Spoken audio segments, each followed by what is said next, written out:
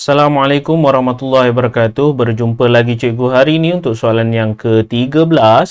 Okey, soalan yang ke-13 ini tak lain tak bukan ianya adalah berkenaan dengan bab tingkatan 5, iaitu bab yang kelima di bawah tajuk kekongruenan, pembesaran dan gabungan transformasi. Okey, kita tengoklah apakah kehendak soalan. So di sini dia kata 3 sisi 4.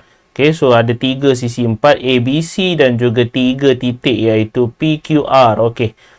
So, apa yang dikehendaki untuk soalan nombor 13A? Okay, soalan kamu kita highlightkan sedikit. So, dia nak satu ciri. Okay, dia nak hanya satu iaitu ciri yang menunjukkan sisi 4 antara A dan juga B ialah kongruen.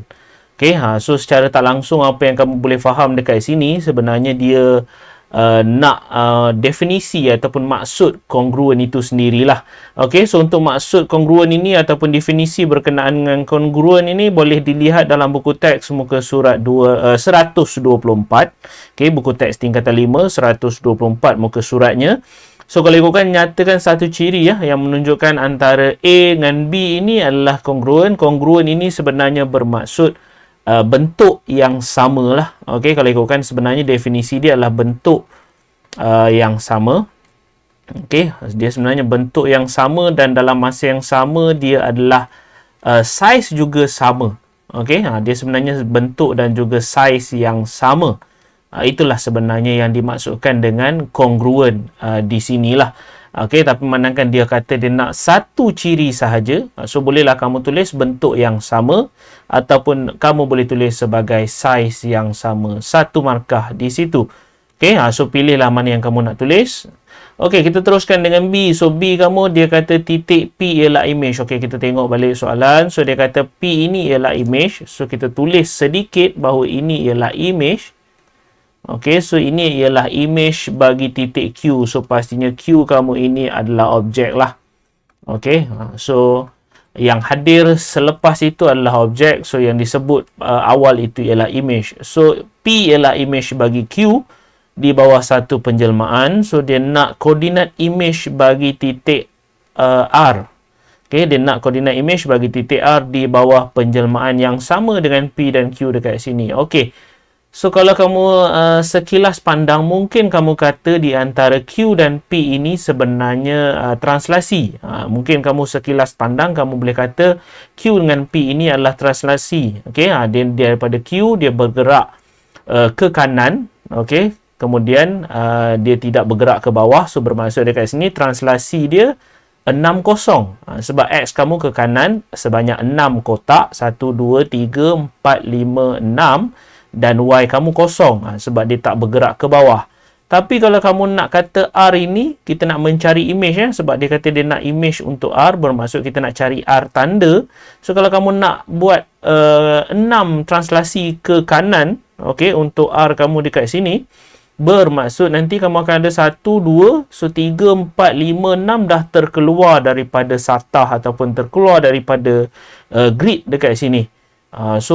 Kalau kamu tanya cikgu, tidak berapa sesuai lah untuk kamu katakan bahawa Q dengan P ini adalah translasi. Okay, kalau Q dengan P ni sesuai translasi, cuma R nak mencari image untuk R ataupun R tanda ni tak sesuai translasi sebab dia dah terkeluar daripada satah.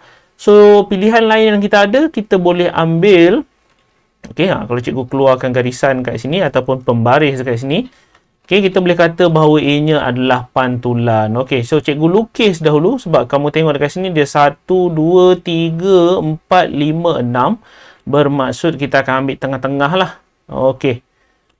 So itu adalah garisan untuk pantulan sepatutnya lah. So itulah nilai dia. Ataupun sebenarnya ini antara P dan Q ini, antara objek dan juga image ni, dia adalah pantulan. Okey, pantulan untuk nilai X sama dengan 8. So, apabila dia nak mencari image untuk R berdasarkan pantulan, paksi pantulan yang sama, so pastinya dekat sini 1, okey, cikgu lukislah kat sini kalau kamu nak tengok 1, 2, 3, 4. So, dia sampai ke paksi pantulan. So, dia akan pantul juga 4. 1, 2, 3 dan 4. Okey. So, seharusnya dekat situlah kamu punya R tanda ataupun kamu punya image untuk R. Yang mana Okey, yang mana kalau ikutkan dia nak koordinat so koordinat kamu kat sini sepatutnya adalah 46. Okey, so koordinat kamu sepatutnya 46. Okey, so selesai untuk B lah. Okey, so inilah jawapan image untuk R tanda, okey, ataupun image untuk R, iaitu R tanda. Okey, di bawah paksi pantulan X sama dengan 8. Okey, so kita nak beralih kepada C. Okey, C kamu dekat sini dia kata sisi 4C, sisi 4, betul lah, sisi 4C ialah image bagi sisi 4A. So kita tulislah terlebih dahulu, so yang mana satu image, yang mana satu objek. So ini ialah image Okey, so dia kata ini ialah image bagi sisi 4A, so pastinya A kamu ini ialah objek. Okey, so cikgu padamlah dulu, mungkin nampak berserabut dan juga takut terkeliru. Okey, so cikgu padam terlebih dahulu. So cikgu tinggalkan R tanda saja di situ. Okey, so kamu dah ada objek dan juga image dekat sini.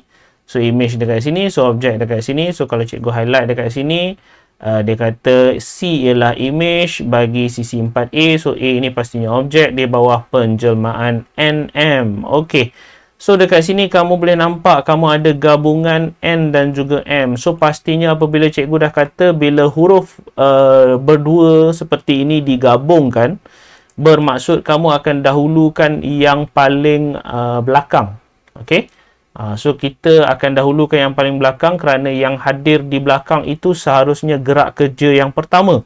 So daripada objek kamu dekat sini, seharusnya nak menjadi image dekat sini, pastinya yang paling logik adalah pantulan lah. Okey, sebab A nak mesti kena jadi B dahulu, barulah daripada B untuk jadi C. Sebab A terus nak kepada C tanpa melalui B, nampak macam kurang logik lah. Okey, so bila kamu dah biasa buat soalan seperti ini, kamu sebenarnya boleh agak lah sebenarnya apa yang kehendak soalan. Okey, so dekat sini bolehlah cikgu kata bahawa kalau ikutkan kita tulislah jawapan M kamu ini adalah pantulan. Okey, seharusnya M kamu ialah pantulan dan pastinya N kamu ini seharusnya pembesaran. Okey, so dia jadi macam itulah. Sebab dekat sini objek kamu, gerak kerja kamu yang pertama, okey, daripada objek nak menjadi image sementara di B dekat sini, so seharusnya dia adalah pantulan. So daripada B nak jadi image akhir C di sini, seharusnya dia akan jadi pembesaran. Okey, so kita tengok paksi pantulan kamu terlebih dahulu. Okey, so pantulan kamu, sekejap pembaris ni sememangnya agak leceh sedikit untuk diputarkan. Okey, harap bersabar. So kita tengok kotak kamu dekat sini 1, 2, 3, 4. Okey, seolah-olah dia dah macam memberi bayangan bahawa di sinilah garisan yang akan ditulis. Okey, so kalau ikutkan itulah paksi pantulan kamu di nilai Y sama dengan 6. So kamu boleh tulislah dekat sini sebab kamu tengok dia dah balance, atas ni 2 kotak, bawah ni 2 kotak. So pantulan, kalau ikutkan jawapan kamu tulislah pantulan pada paksi Y sama dengan 6. So itu jawapan untuk M. Manakala untuk N kamu seharusnya ianya adalah pembesaran. Cikgu besarkan sikit gambar takut kamu tak apa nampak. So untuk pembesaran dia ada perkataan dengan faktor skala. Cikgu ringkaskan ejaan nanti kamu tulis dengan ayat yang penuh. So dengan faktor skala.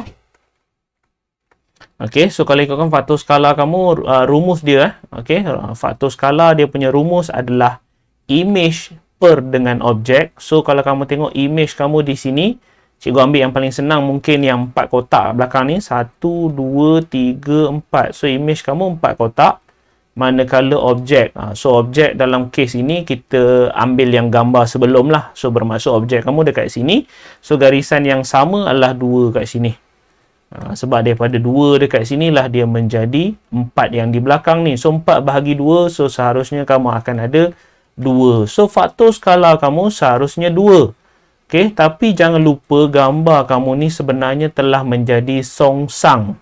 Kamu boleh nampak bucu kamu asalnya dekat sini, dia menghala ke sebelah kanan. Tiba-tiba bucu dekat sini, bila dia dibesarkan, dia dah menghala ke sebelah kiri. So, gambar kamu ini antara B dengan C sebenarnya dia dah menjadi songsang. Dan apabila songsang, ketahuilah bahawa kamu kena letak tanda negatif. Okey, tanda negatif ini bermaksud gambar kamu telah pun menjadi songsang. Okey, so dan kita teruskan ataupun kita habiskan pembesaran dengan faktor skala negatif 2 pada pusat. Okey, seharusnya pada pusat. Okey, pusat pembesaran So macam mana kamu nak cari pusat pembesaran? Okey, pusat pembesaran sebenarnya tidaklah terlalu susah berbanding dengan pusat putaran. Okey, pusat pembesaran ni tak susah sangat. Okey, kamu tengok cikgu ambil cikgu akan ambil bucu ini dan juga bucu ini sebab itu adalah dua bucu yang sepadan. Okey, cikgu cuba untuk sambungkan garisan dia. Kita sambungkan dengan baik supaya dia boleh dapat jawapan yang tepat. Okey, so cikgu sambungkan dekat situ. Okey. Okey, kita dah jumpa dua bucu sepadan yang pertama. Okey, antara bucu ini dan juga bucu ni. So kita ambil lagi satu bucu. Okey. Gambar dia dah jadi besar. Okey, sabar bermain dengan teknologi biasalah. Dia ada kalanya memudahkan, ada kalanya kadang-kadang memeningkan juga. Okey, kita nak sambungkan dua bucu yang berlainan. Okey.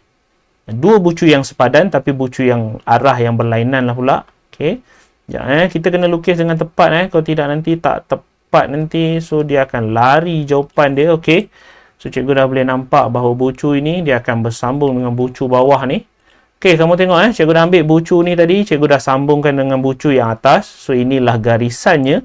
So bucu yang atas di sini cikgu dah sambungkan dengan bucu yang di sini. So dia inilah garisan dia. Dan kamu boleh nampak dia bertindih di atas satu koordinat, iaitu koordinat kamu di sini seharusnya ianya adalah 5, 3. So kalau ikutkan itulah sebenarnya kamu punya pusat pembesaran, iaitu 5, 3. Okey, so selesai. Dapat dah kamu punya jawapan untuk M dan juga N dekat sini. Okey, so kita nak habiskan untuk D. So dia kata diberi bahawa luas. Okey, ketahuilah bahawa untuk soalan yang akhir ni dia akan ada rumus. Luas image sama dengan K kuasa 2 darab dengan luas objek. Okey, so luas image kamu tengoklah apa yang diberi 96 ni sebenarnya apa. So 96 ni adalah C. C kamu ni adalah image. So kamu dah boleh tahulah bahawa luas image kamu 96. So K ini adalah faktor skala. So kita dapat nilai sebelumnya tadi adalah negatif 2. So kita akan tulis negatif 2 kuasa 2. So kita pastinya tak perlu baca soalan pun dia dah boleh agak dah. Mestilah luas objek yang nak dicari. Kalau kamu baca sekalipun dia nak luas untuk B. So B ini samalah saiz dengan luas untuk A, iaitu objek. Okey, so kalau kamu tengok dekat sini kita akan ada 96 sama dengan 2 negatif 2 kuasa 2 4 darab dengan luas objek. So pastinya 96 kamu dibahagikan dengan 4. So dapatlah luas objek. So seharusnya luas objek kamu ialah 24. Okey, so logiklah gambar kamu saiz objek lebih kecil daripada saiz image. Okey, so maka selesailah sudah untuk soalan yang ke-13 ini. Okey, seperti biasa sekiranya kamu boleh faham dengan apa yang cikgu cuba ajarkan, bolehlah kamu teruskan mengajar rakan-rakan kamu yang lain. Okey. Jangan lupa untuk tinggalkan ruangan komen di bawah dengan sebarang masalah ataupun persoalan ataupun mungkin request untuk soalan-soalan yang lain, boleh dipersilakan. Jangan lupa tekan button like dan juga subscribe sehingga kita berjumpa lagi di soalan yang lain. Assalamualaikum warahmatullahi wabarakatuh.